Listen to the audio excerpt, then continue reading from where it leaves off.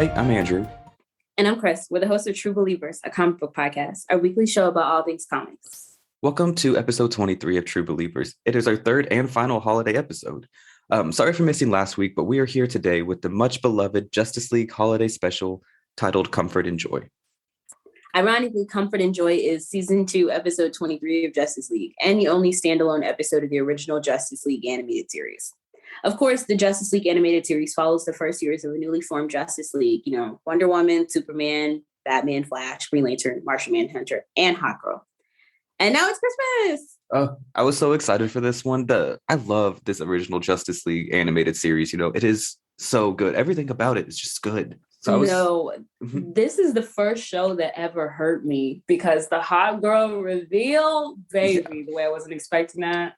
I know it was, heartbreaking, I think is the right word, because everybody knows that Hawkgirl is one of my favorite characters ever. So that reveal, broke my heart a little bit. Shayera, we were like, it's a standalone episode. It's really just there to be the Christmas special. Oh, and also the title comes from the song, God Rest You Merry Gentlemen, bringing you tidings of comfort and joy, which is cool.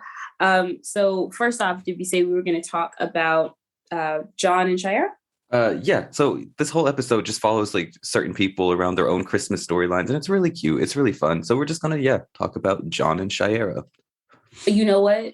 At first, before we get into John and Shire, I remember I need to apologize to Batman because I realized they said at some point in the episode that he had volunteered for monitor duty. And I was like, okay, no, his raggedy ass is wrong.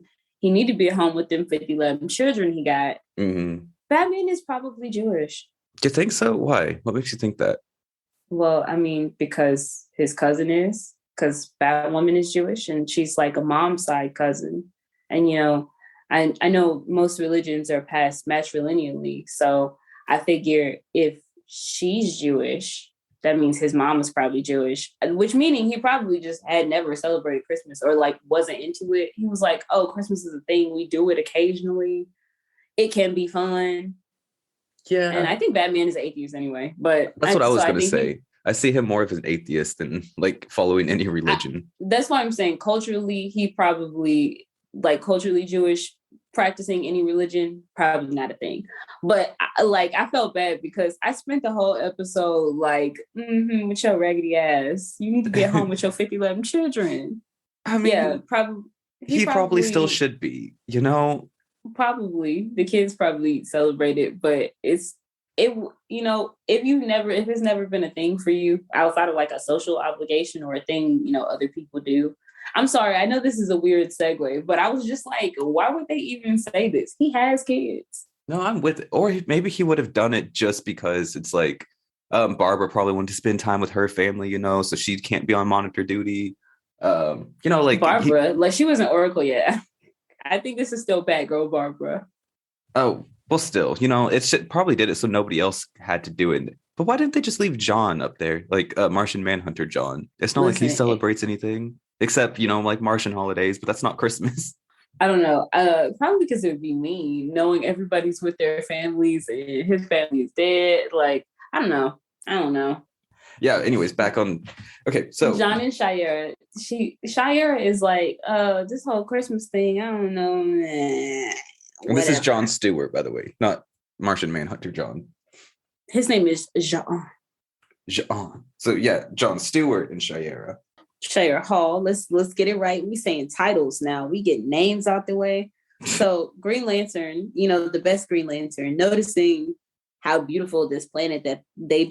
So the Justice League. The reason why they're all actually free on Christmas is because they were on duty. They were helping out a planet that was going through some natural disasters. And when they're done, everybody's like, well, Flash and Green Lantern are like, Flash and Martian Manhunter. That was me being discriminating against him because he's green. Flash, Martian Manhunter, Superman. They're like, well, I guess we could go home. We ain't got nothing else to do. So they leave. But GL and Hawkgirl, they're like, oh man, the snow is awesome. And she's like, it's okay. She's like, yeah, what about it? It's just cold and wet and white, you know. And It ain't honestly, all that. mood. Honestly, it's just Exactly. snow. I'm not a fan of snow either. Same. I But get you, girl.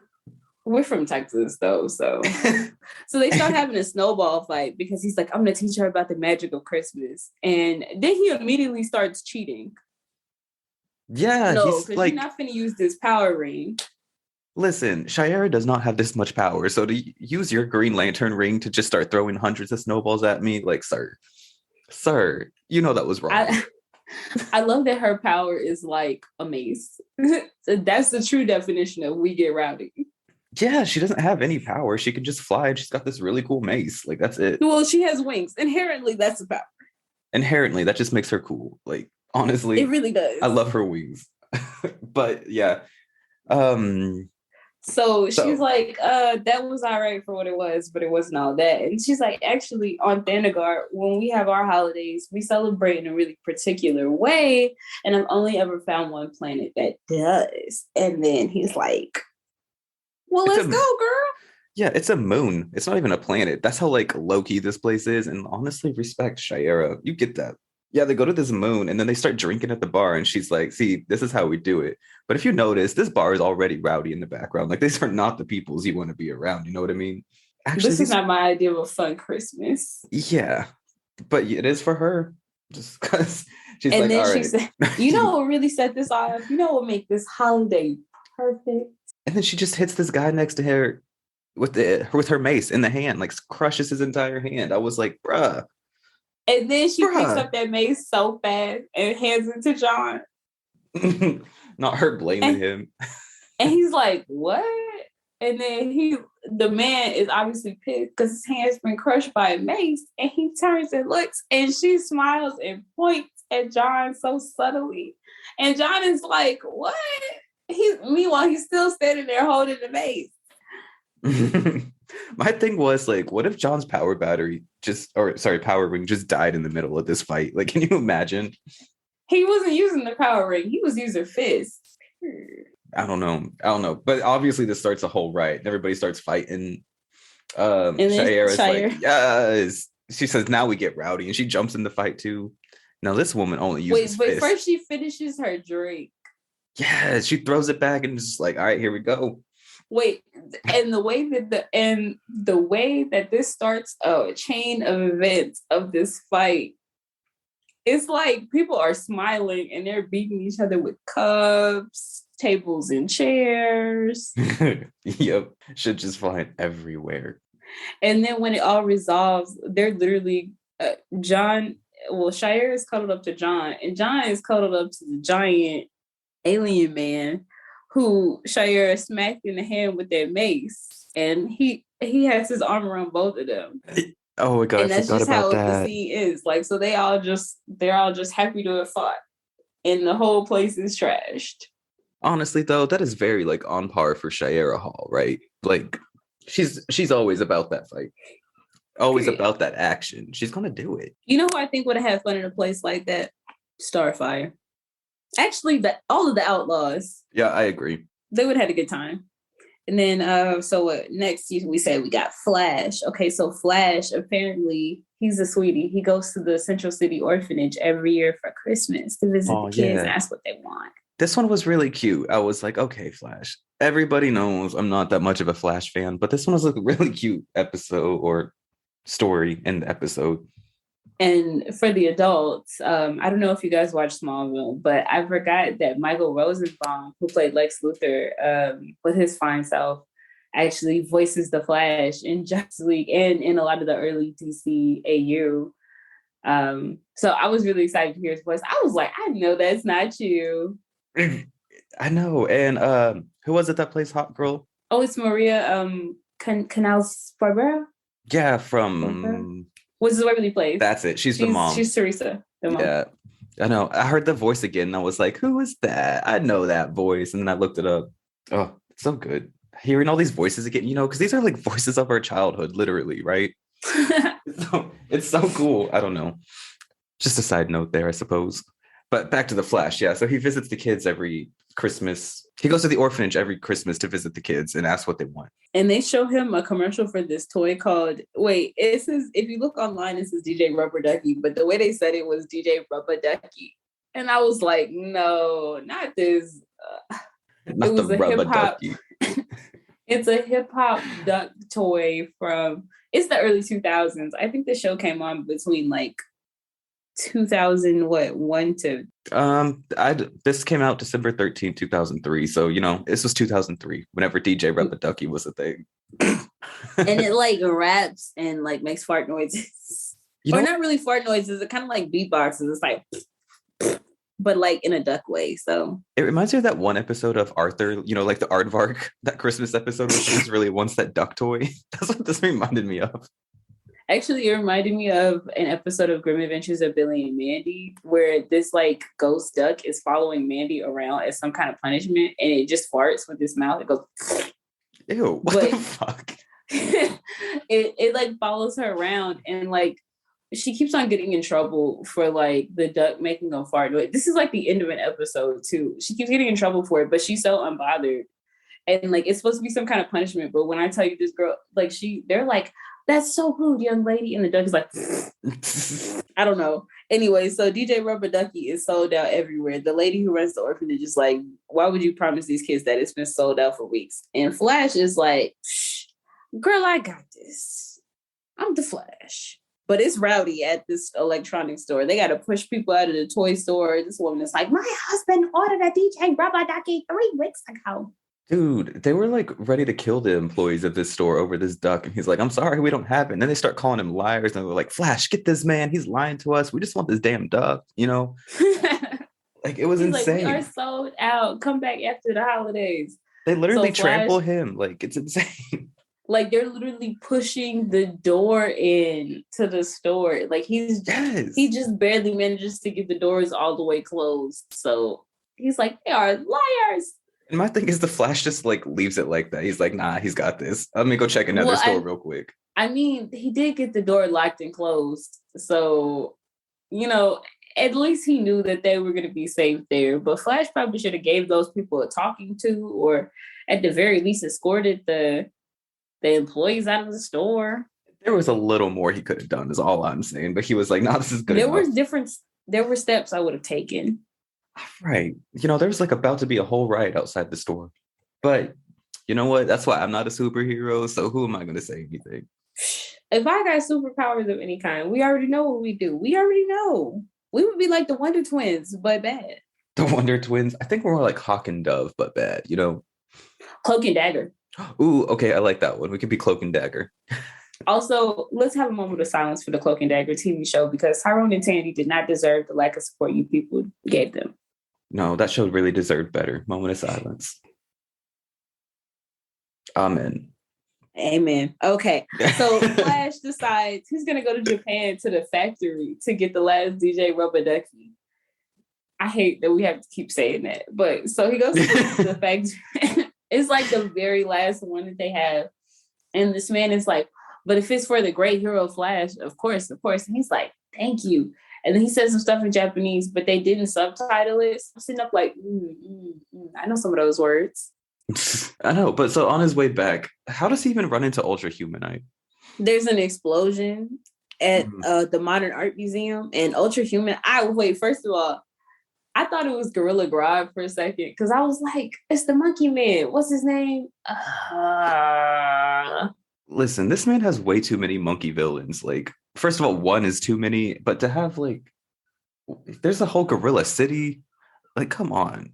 You know what I mean? Ultra Humanite is like human, and he's supposed to be like the pinnacle or peak of humanity or whatever. Yes. And it never occurred to me that that's why he was so monkey-like, because apparently humans evolved from monkeys. I was just trying to make sure originally he wasn't black.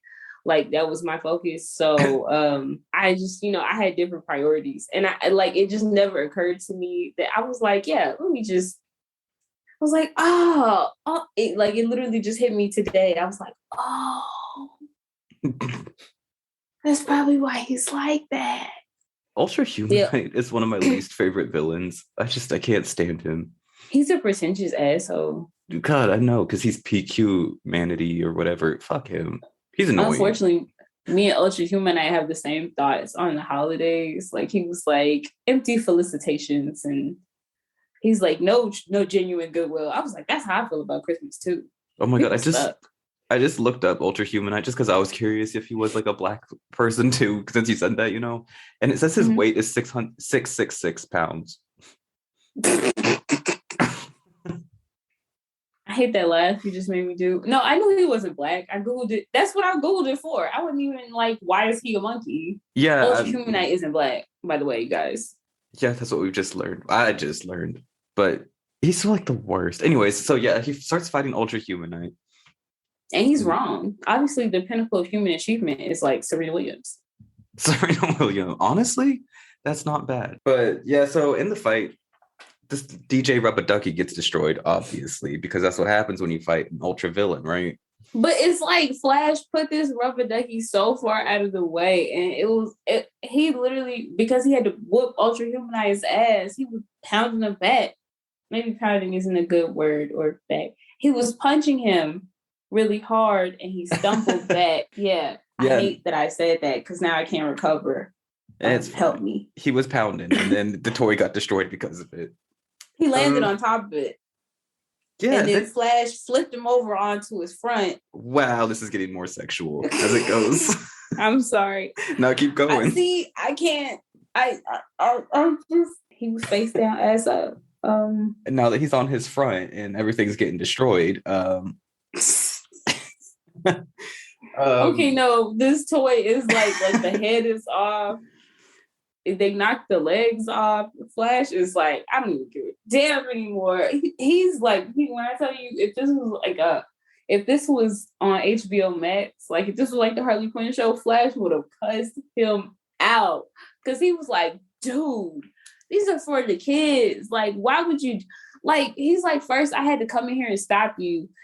He's like, you supposed to be all, he's like, the fact that Ultra Humanite didn't care, that he was like, they're probably better off without that plastic garbage anyway. Ooh, Flash was fired up.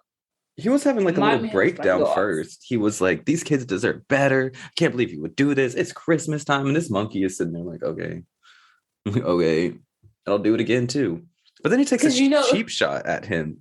That Ultra Humanite takes this cheap shot at the Flash and knocks him out. And I was like, bro, this is Christmas. Wait, Flash said you could go ahead and use that. Like, because he had disabled his little gun. Oh yeah. But he was like, you can go ahead and use that for all I care. And when I tell you, Ultra Humanite didn't hesitate. He hits him so quick with this gun. Going, bah! Yeah, first of all, he's like, I don't even care anymore. I don't even care about your plans. You do whatever you want. And it's like, first of all, this is a super villain Flash. You can't just be like, do what you want. You know what I mean? It is your job to be stopping him. But you know First of all, Flash is so dramatic because I would have just took that thing right up to the watchtower and been like, Batman. Right. Fix this. He's the Flash. Like, he could have done so many other options, but instead he has a breakdown. Whatever. You could have took it back to the factory. Even that, right? Even that. It's not like it takes you very long to get to Japan, but what do I know? We're not superheroes. You know, we're not part of the Justice. First of all, if I was part of the Justice League, you know how I would be like, Flash, why didn't you leave it outside? Actually, he couldn't have left that outside. It would have got stolen. What we learned today is that Central City, it's a reckless and rowdy place. It's what Gotham thinks it is. Okay, you can't even say that in good conscience. Gotham is so much worse. Central City, how many times have people tried to poison the water supply as opposed to Gotham? I bet if it was in Gotham, then somebody, like, how many people you think got shot in Gotham over this toy? I think everybody from Gotham probably orders online by now. Yeah, but it's like, oh, you figured out your neighbor has the toy that you couldn't get. I bet somebody went over there and shot Run me that Rubber-Ducky. Exactly. What? Man, imagine having superpowers in Gotham. When I tell you the way you couldn't, I'd be Robin. If I had superpowers in Gotham, the first thing I would do is move out of Gotham because you're not coming for me. Oh, because if anything goes wrong, Batman is going to be at your door. Exactly. Knock, knock. Or superhero or supervillains are going to try to recruit me. I don't want to be on Bane's team. I'm sorry. I just don't. Like, it's not happening. Why Bane? I don't want to be on any of their team, but Bane was my first thought because he recruits people all the time. Like, What are you doing, babe? He recruits you to get your ass beat by Batman. Exactly. I don't want him at my doorstep, like, join my team. Well, apparently, the Henchman League, they have really good insurance. I learned that from watching the Harley Quinn animated series. I don't think it's good enough to get my ass beat. Sorry, y'all. I'm high on cough syrup. It's the fact that Batman with no powers is out here beating all these people with powers. Like, I don't want any of that smoke. I'm moving out of Gotham. Don't come for me. Listen. Batman has the most important power, which we learned in our first Christmas episode. Is money. Money. Also, though, I just want to take my chances in Metropolis with Superman, No, you know? I don't want to live there either. I want to live in Star City. I would much rather have Metropolis than Gotham. No, Star City is better because think about what their vigilante carries a bow and arrow. Like, think about what level of crime you have to have for your vigilante to have a bow and arrow. Like, you know, it's different. But he has a family Metropolis of like has arrow Superman. people. But like, what if Superman what if you just paid off your car and Superman throws your car into Darkseid? I bet they have insurance on that. They have to get like superhero insurance. Haven't we talked about this before?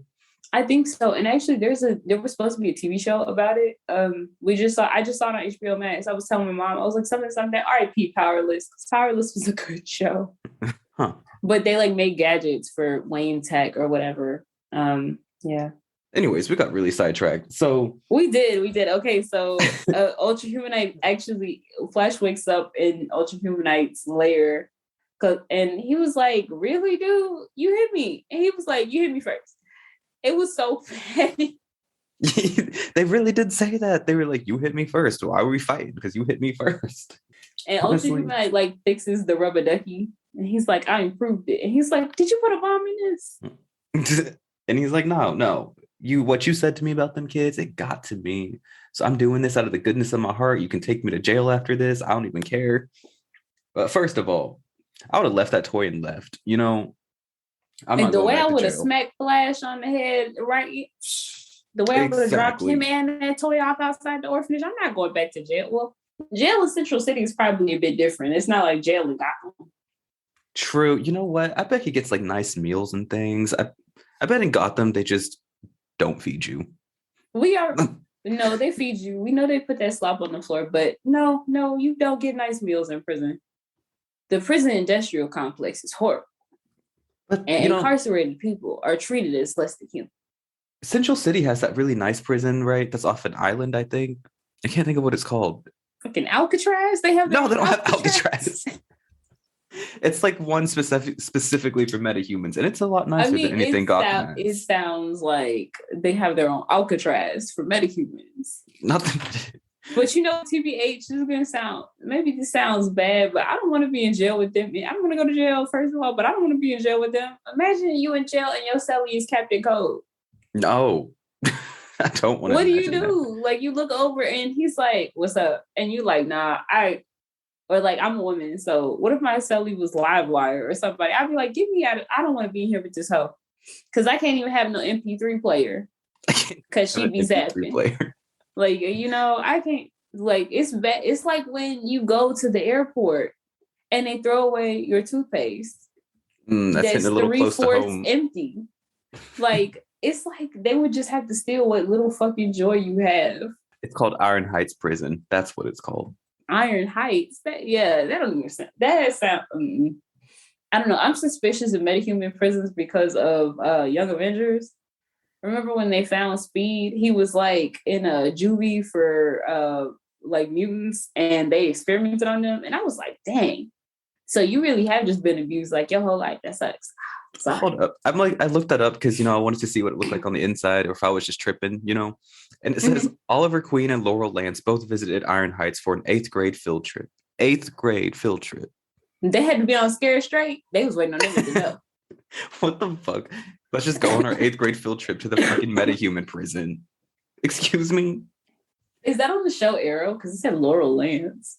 I don't know, actually. It would have to be because Laurel. Yeah, this might have been. Oh, this is the Arrowverse wiki. How did I end up here? Okay, anyways, back to the show. So, where were we even at?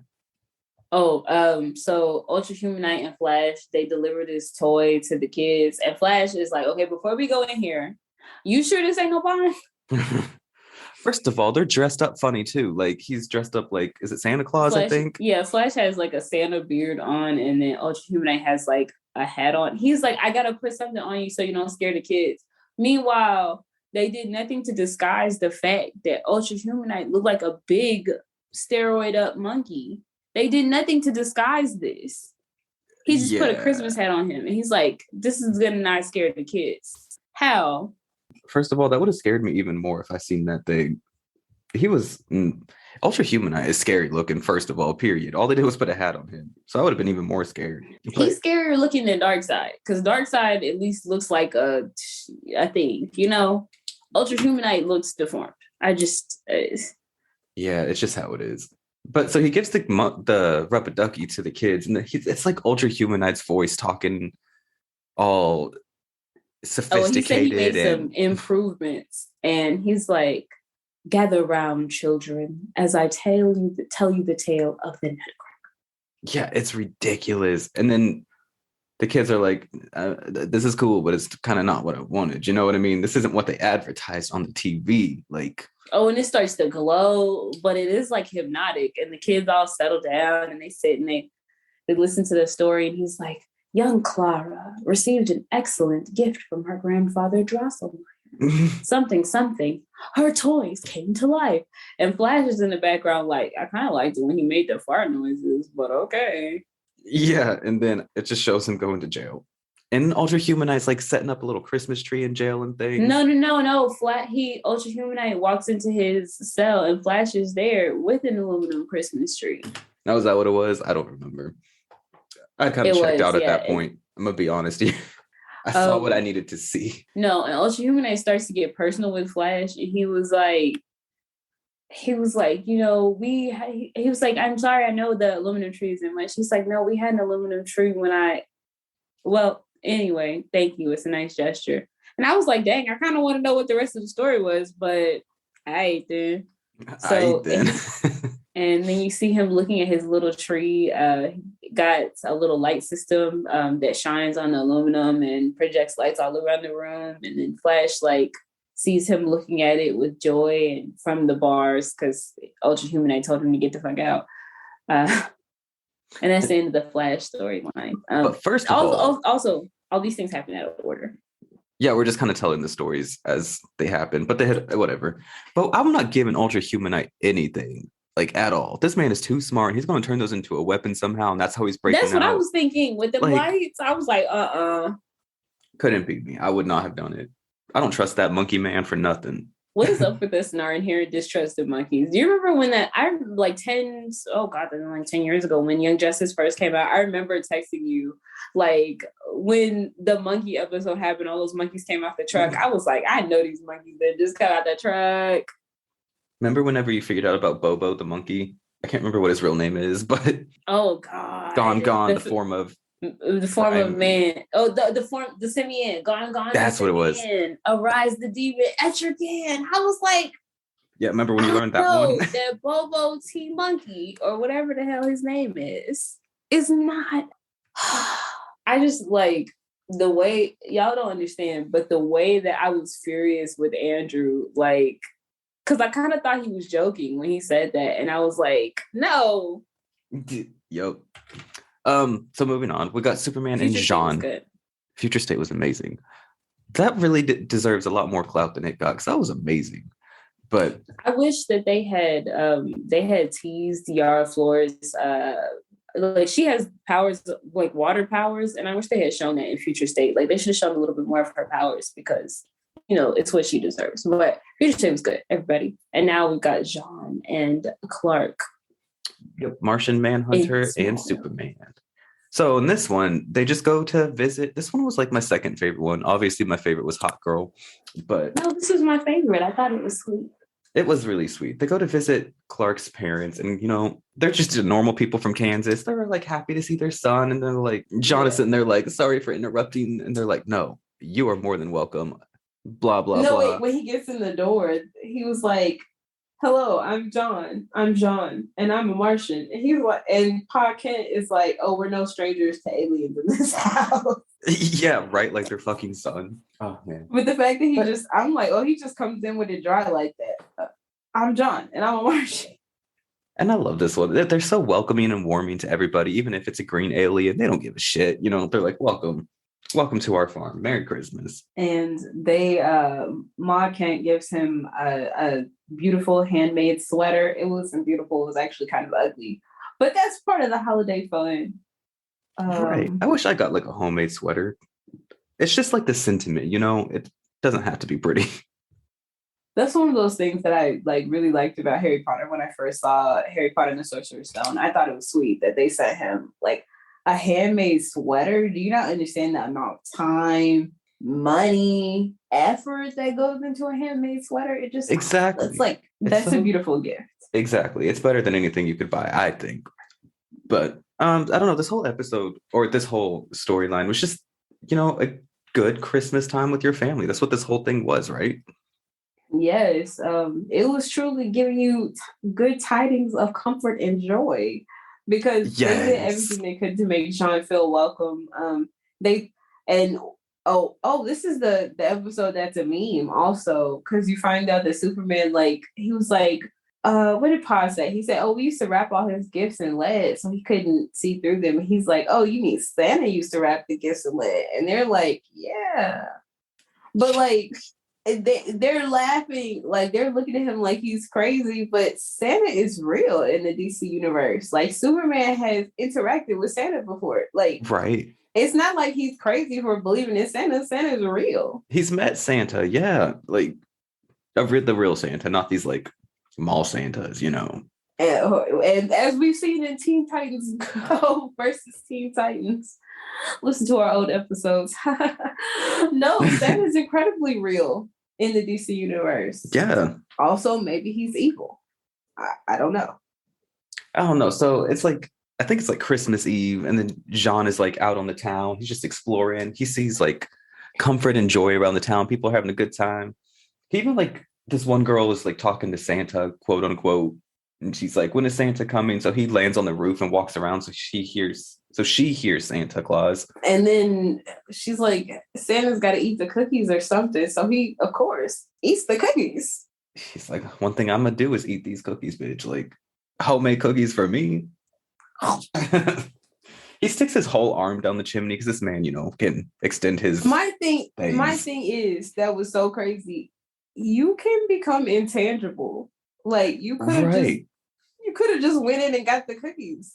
No, but he sticks his whole arm. Plastic Man? I know. I thought the exact same thing when I saw this, but no, you know, it was really cute. I guess to get the cookies, he probably would have had to become tangible. You know what I'm saying? Like, I think, but I mean, you could have just grabbed all the cookies. Yeah, but like, what if somebody had just had walked downstairs and saw a whole arm sticking out of their chimney? Like, that would have made me lose my mind. It would have been less scary to see like a humanoid-ish figure standing there. Ironically, that is why I don't ever want to, like, my house now has a fireplace, but it's closed up. I think I have a fear of Santa. Like, because I know I could never, like, in movies and stuff for the kids see Santa, and I'm like, oh my God, it's Santa. I could never have that reaction. Like the Grinch, bitch. I'm like deathly afraid of the Grinch. I'm not even afraid to admit it, but like he scares the shit out of me. Oh my God. Rachel was showing me, Rachel, you might remember from our episode 20, Rachel. Anyway, Rachel was showing me the Grinch Live with Matthew Morrison, the guy who plays the inappropriate teacher on Glee. Oh my God. I don't know if he was trying to be like sexy Grinch or what, but she showed me some of it and I was like, no, but then she sent me a link to this video called like the 27 Crimes of Matthew Morrison. I think my little sister sent me that same one. I think so. Because she doesn't like it, but she likes to make fun of Matthew Morrison also. Oh, she used to be Glee back in the day, huh? Yeah, back in the day. It's funny because I used to watch Glee too. Everybody who used to watch Glee, like they're leading the charge on making fun of it. Oh, back to the episode. So John, after he leaves there. Oh my God. John's arm is green. If you saw the shit coming down the chimney, you would have thought it was right. Oh, like that shit is scary. But no, he after that, or even before that, maybe he sees a church though, and he sees people caroling and like singing their Christmas tunes, and he's like, "Damn, this is some cute shit." Happy holidays, bitches. And so he goes back home after that, and then they wake up. The whole family does, Clark and Papa, Ma, Kent, and they're just listening to John sitting on the windowsill singing some ancient Martian tunes. And let me tell you, that shit was spooky. Like, and here's the thing, and they're like, if they're listening outside the door, and they're like, "Oh, and he said he didn't bring a gift." And here's the thing, this song was, I'm sorry, y'all. I've had the same cough before I left Wales, but literally, it sounded like when you run a garbage disposal. This shit was like ominous and scary, but they're like, "This is so beautiful," and I was like, and his voice was deeper than usual, so he's sitting up like, and they're like, "Oh, this is so beautiful," and I'm like, "To who?" You know what? That was the part that got me. Whenever they were like, "And here's the thing: he's sitting there in his natural Martian form, which is already kind of scary. But you know what? I just realized it kind of looks like the Grinch." No, not really. It's a lot less scary, but but no, his natural form is like spooky. Like, imagine that thing coming at you without knowing what it is. I'd be like, "Oh my God." Do you remember that Superman? What was that Superman movie that we watched? Superman Man of Tomorrow, or whatever, where Lobo is looking for him or something. Yes. Yeah, and John shows up. Oh my God! And he to throw him off his rhythm, as John Mulaney would say, he transforms into his natural Martian form, and that shit was so scary in the new animation. I'm looking at that like, he looked like a praying mantis alien. The thing is, like, no offense to John Johns, but that man's scary. It's scary. But at least, you know what? At least he didn't look like a white Martian, because if I saw a white Martian in any context, yes, I'm screaming. I'm going to fall dead out and hope that thing doesn't eat my soul, because I'm fainting. Absolutely. They're even scarier than the green Martians. Those white ones. Oh, man. Don't come at me, even if you're a good I'm racist against white Martians because they are hideous. When Miss Martian... I forgot. I was like, what was the thing that she was hiding? When I was trying to rewatch Young Justice with my brother, like, this was after season 1 came out. We actually ended up rewatching the whole thing. Like, it was like on New Year's night, some crazy holiday. No, it was the 4th of July. But I was like, what was the thing she was hiding? What was the thing? And she unveiled that, and I screamed. I was like, y'all, they're scary. I actually did the same thing when I was rewatching it. I was like, okay, something isn't right about her, but I can't remember what. And then when it happened, I was like, oh, fuck, that's what it is. Oh my God. Imagine, those things from Left 4 Dead that like crawl around on the ground? Imagine her coming at you like that. Hell no. Fast. I would just die. I would die. Oh, man. But anyways, I was really excited. Because I got to know what your thing is with the Grinch. Is it his fat booty? No, it's everything about him. That bitch is so scary. Oh my God, is it the fingers? The fingers? Oh my God, I hate the fingers and the smile, and even the way he, like, first of all, what's his name? I'm already scared of him because he's scary. Oh, Jim Carrey? Jim Carrey, that's the one. That man is scary. So to have him as the Grinch too, doing the smile and the voice and the fingers, like, it's not right. Nothing about him is right. So the whole thing, and then whenever he's like creeping around at night, and he kind of moves like a spider almost, and it's just so scary. If I would have came downstairs and saw this thing, I'm not going to say that the people of Whoville were right for bullying a person into isolation, but I am going to say that I understand.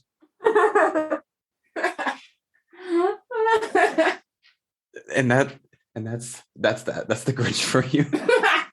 I'm sorry, what were you saying before that? I don't know. I think I was saying that this was a really cute episode that I was excited to do, but now we're on the Grinch. Me too. I like that it's a standalone episode, because the original, like, Justice League Unlimited, it had a few standalone episodes, not like a bunch, but a couple that just were you know, that one episode was an island, or maybe it was like a two-parter, but this was Justice League, the original Justice League. It was all about that action, baby. They were going. We were advancing plots. We were established in Justice League. We were getting our foot off the ground, you know, and our foot in the door. Oh, I love it. So it was cool that for the holidays, they decided, you know what, let's stop terrorizing these kids just for a little bit. I know. I was excited to do this episode. So thanks everybody again for voting, because this one was a lot of fun to do. Even though I am a little salty at y'all because y'all did not vote for the Teen Titans Go holiday episodes, and I really wanted to do them because my favorite thing to do is harass Andrew into watching Teen Titans Go. But I really loved it. Thank you so much. And thank you for rocking with us. This is our first year of True Believers. And I guess that's all for this week's episode. Unless you have anything else to say. No, just thank you all for your support again. Like, we cannot thank you enough for everything. And we'll see you in the new year. Next week, we will be covering... Sorry. You're excited to... Yes, and I'm sorry. Like, and I read the plans, and I had planned to interrupt you. I'm sorry. We will be covering the most well-loved and widely known of all comic book movies. If you disagree with me, argue with your mama. Men in Black, directed by Barry Sonnenfeld. And again, sorry. And this week, Christian's going to be on the podcast, The Fandom Optimist, to talk about the first episode of the book of Boba Fett. Boba Fett? It's Boba Fett.